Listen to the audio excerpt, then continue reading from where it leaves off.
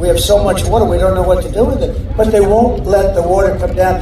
You know, I think these guys actually hate our country. They do. I think they hate our country. They're tyrants. With your vote this November, we are going to defeat this radical left country destroyer, her and him, and we're going to finish what we so brilliantly started.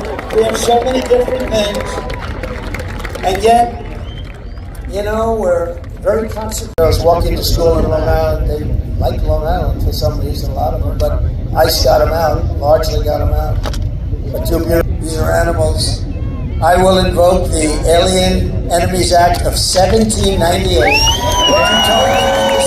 every migrant criminal network operating on American soil.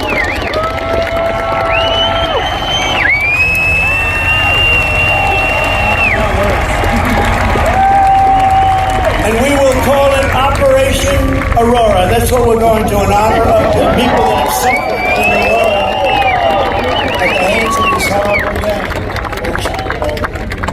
And if they come back into our country after we're going to throw them out so far you wouldn't believe it. But if they come back into our country, it's an automatic 10 years in jail with no possibility of parole. And if that doesn't work, it'll be 20 years. And if that doesn't work, I guess it's going to be the death penalty, right? And I'm hereby calling for the death penalty for any migrant that kills an American citizen or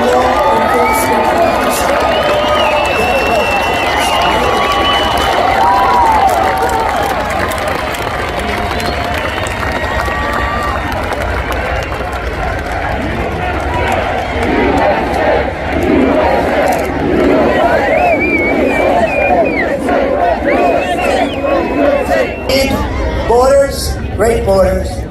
We had one, but we're going to have it again very quickly. 2016, I fixed it so fast and so good. The difference was this is 25 times worse. This is crazy. And in 2016, I said this is going to be the most important election we've ever had. And I meant it. But nobody knew they could do a thing like they've done. We gave them a border that was perfect. It was great numbers, great everything. All they had to do is leave it alone. He could have gone to the beach. You know, somebody told me he looks good in a bathing suit. He has one great thing, though. He's got an ability that I don't have. He can put down one of those 16-ounce little things that are made out of light aluminum. They're meant for old people and children to lift. He can't lift it, so a child is always with him. And he sleeps. The guy can fall asleep instantly with the press watching. Who the hell wants to sleep with these people watching? And he's out cold. You see the dribble coming down the side of his chin. What do you think? What do you think President Xi of China? He's a fierce person. I know him very well. He's a fierce man. What do you think he thinks? He's thinking, no, this is great. But he's actually better than Kamala because, believe it or not, he's actually a more intelligent person. Did you ever think I'd be saying that Biden is more intelligent than Kamala's mass migrant invasion is also placing crippling burdens on local communities and stealing jobs, resources, and opportunity from African American and Hispanic American citizens. These people coming in are taking the jobs of African Americans that have had a long time. Their unemployment rate is through the roof. When you hear the numbers, and also Hispanic American at a little bit less clip, they're replacing people that have been in these jobs for a long time, doing a good job, not bothering anybody. They're living out their lives and they're being fired. And people that come in, and we don't even know who the people are. They have no way of knowing. A few years ago, one study found that 1 in 4 students in LA County schools was from an illegal immigrant-headed household. And after 4 years of Kamala Harris, the number is now a much higher number than that. Think of that. They come in by the thousands a day, thousands and thousands, all over the country. And you've heard the expression, every state is now a border state. Yeah. They fly them over. That's the one thing nobody knew. It took me a little while to figure that one out. We wondered, what were all those airplanes doing flying into our country? That's how we found them. We had like hundreds of planes flying over the border.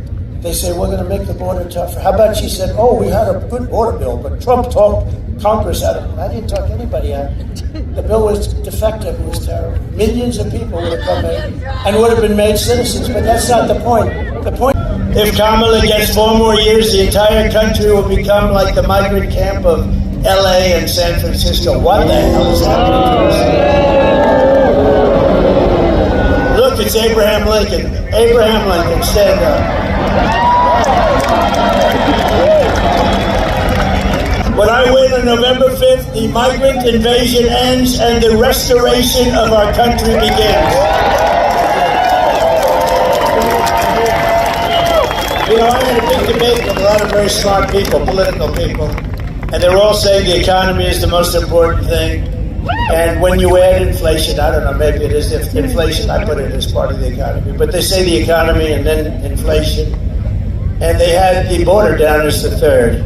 And I disagree. I think, frankly, I don't even want to speak against myself. I think the border is number one. Because,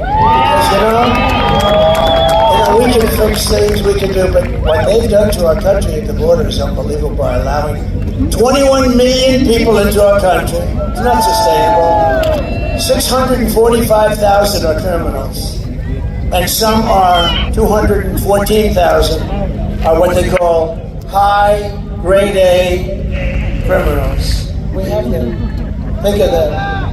One of the deadliest and most vicious migrant gangs that Kamala has imported into our country is the savage Venezuelan prison gang. Isn't it nice? They formed a little friendship in prison, one of the meanest prisons you've ever seen.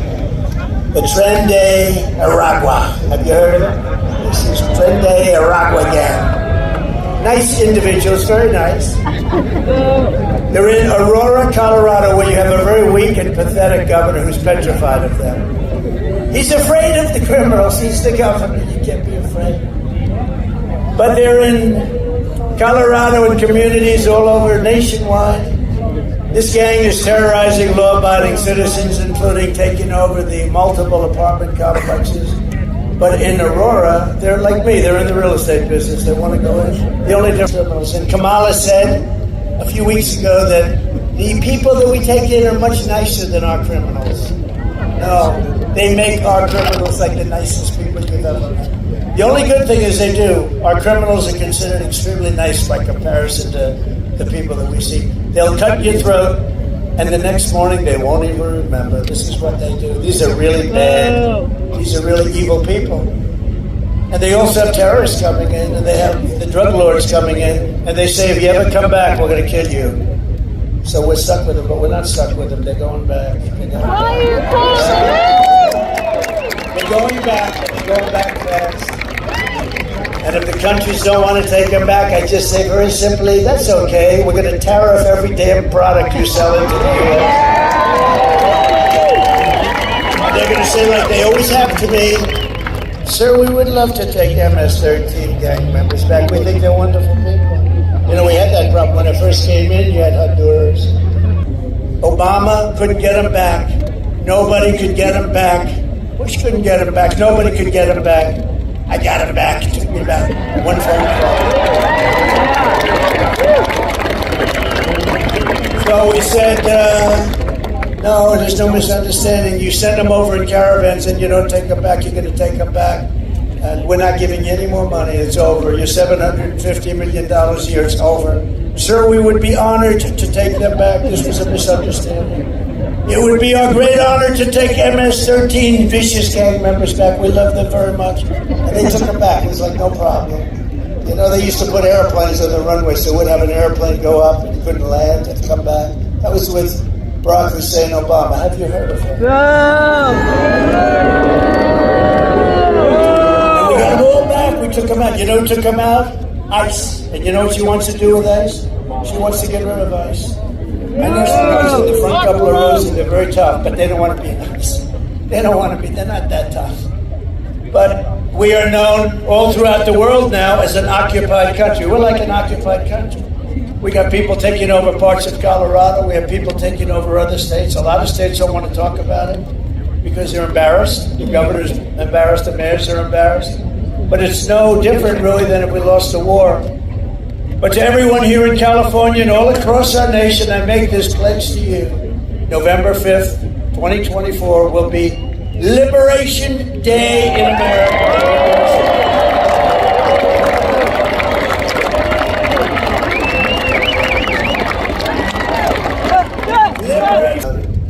My message to the American people is very simple. No person who has inflicted the violence and terror that Borders R. Harris has unleashed on our country can ever be allowed to become the President of the United States again. You can't let this happen. And anyone who would import criminal gangs to occupy America, we're not going to be occupied by anybody, cannot ask to be President of this country. Anyone who orchestrated an invasion of America cannot lead America. Kamala Harris. Her reign of terror ends the day I take office. She's finished.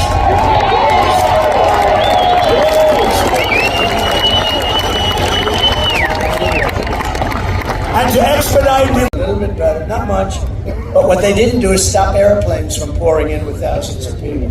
Hundreds of thousands of people a year are flown into the middle of our country.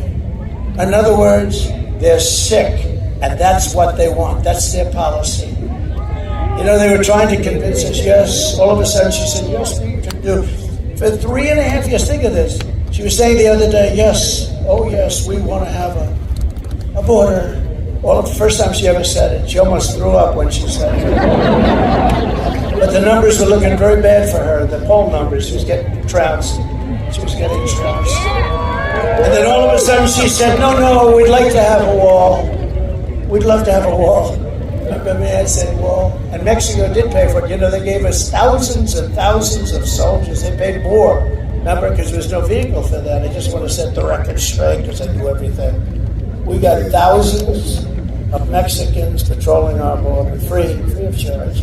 I said to the head of Mexico, the president, very good guy, he's a socialist, but these are minor details.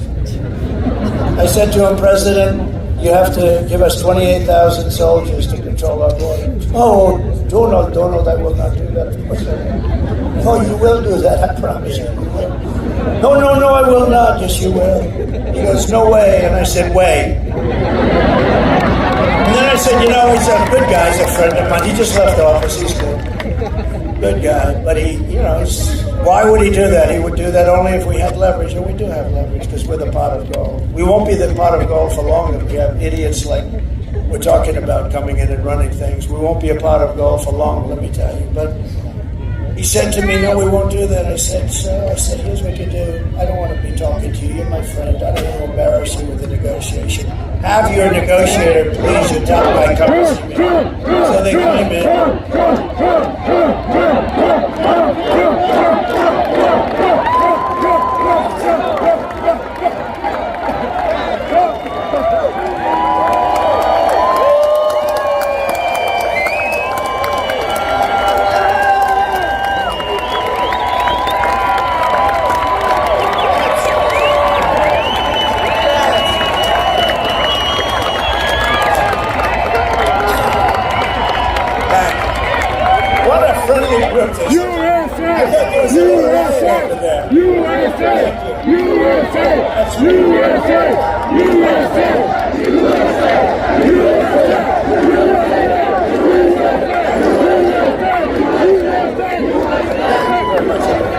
That's very nice. Thank you over there. I can't even see them so far away.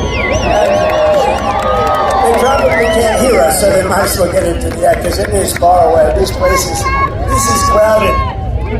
But just to finish the story, so I said, the guy comes in wearing the most beautiful suit I've ever seen. In fact, I wanted to say, who's your tailor, but it wouldn't be a good negotiation. Guy walks in to talk about soldiers on the border. I said, who's your tailor? This didn't work. So he walks in, handsome guy, beautifully tailored.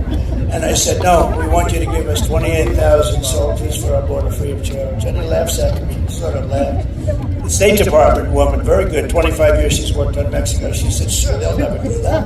I said, yes, they will, 100%. He said, no. I said, yes. He said, no. I said, yes. And I said, here's what I'm doing. I'm signing an order. Every freaking car that you sell into the United States is going to have a 50% tariff. And every piece of merchandise we sell into the United States, starting on Monday morning, this was a Friday evening, we'll have a tariff of 25 to 50%, and we'll make a tremendous profit over and above the cost to you. He said, may I have a minute, sir? Call somebody. I said, you're going to call the president, right? Yes, I am. Came back. I said, do me a favor. I'm very late. You know, they're trying to impeach me, and I have to work with them. These sleazebags. I've been under investigation more than Alphonse Capone. And they consider me to be a great president. Nobody did what I did. Nobody. So what happens is, so he comes back 2 minutes later. Sir, I'd like to report that it would be our honor to give you thousands of soldiers, sir. We would love to give them to you free of charge, sir. I said, thank you very much. Thank you very much. So we gave Mexico was a big concern. I just wanted to set the record straight, you know. Remember when I said if they don't give, we're going to build the wall 10 feet higher? I was going to do that. The massive costs of illegal immigration are now being experienced by communities all across the country and are destroying your children's education, their safety, and indeed their lives. Your children are in danger.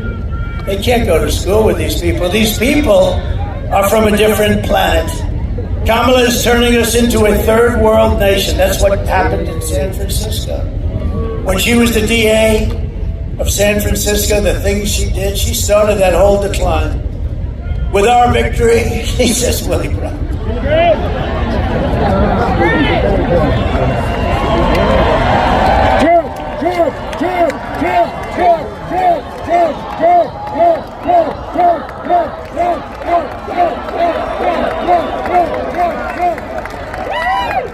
Said that. Who's the guy?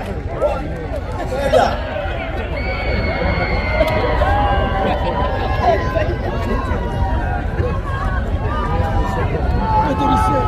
This can only happen in California. Yeah.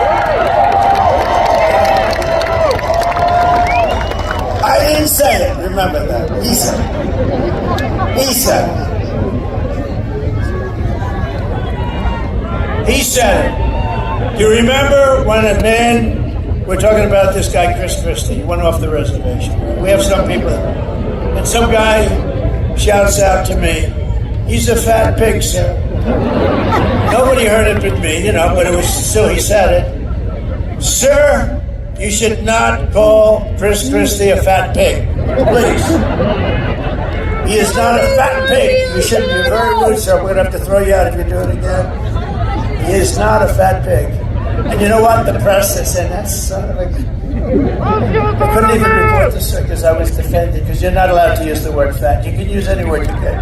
You cannot call somebody fat. It's not allowed anymore. You know, you lose your job, you lose your life. With our victory, we are going to become, and quickly, the greatest, strongest, freest, safest, and most powerful nation. And on day one, I will close the border and I will stop the invasion of illegal criminals coming into our country. And despite all of the damage that she has done to this state and to our nation in the past 4 years, she's the worst. Oh, she's terrible. She's terrible. Thank goodness she doesn't have much energy, because if she had real energy, she'd really be bad. Kamala Harris said this week, she can't think of one thing, not one thing, that she would do differently. Take a look. I'll show you a few. Would you have done something differently than President Biden during the past 4 years? There is not a thing that comes to mind. I stood there on the tarmac watching you watch. The chaotic and deadly U.S. evacuation from Afghanistan stunned Americans and the world and cost the lives of 13 U.S. soldiers. Would you have done something differently? There is not a thing that comes to mind. Pain is based around the fact that she's not going to do what Biden did. And then I was waiting. I was watching that one live. I got to watch it. It's part of my business, right? But I had to watch it, and I said, "Oh, this is going to be a killer answer." You know, I assumed she was going to go through a whole list of things that she'd do differently. She said she would. The worst president in history, and she said she'd do it the same. That answer, that she would do nothing differently, is a totally disqualifying answer. It disqualifies her from running. Think of this, 86% of the country feels that we're on the wrong track, and she's going to, can you imagine? 86% record of the country feels that we're on the wrong track. Doesn't that tell you something? It tells you we got a problem. I actually worry about the next 3 months. I really do. I worry about the next 3.5, 4 months. We'll end up in a world war because of the people that we have. And if you're on the wrong track by that amount, how can you keep someone who has stated plainly and clearly that she would do nothing for Biden? With your vote, I will act with urgency and speed to save America and to rescue the people of California from Kamala Harris's America affordable again. For all of the working people struggling under the highest tax state in the nation, we will have large tax cuts. We're going to give large tax cuts for workers, and we will, ready? No tax on tips. No tax on overtime. And no tax on Social Security benefits for us. If Trump doesn't win, it's probably the end of our country. He means that too, by the way. And you know where he is today? He's campaigning in Pennsylvania for me. And I really think we won't have a country.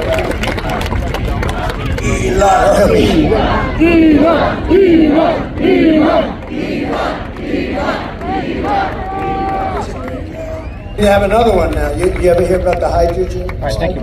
Yeah. The problem with hydrogen has one fault. Somebody said it's better than everything.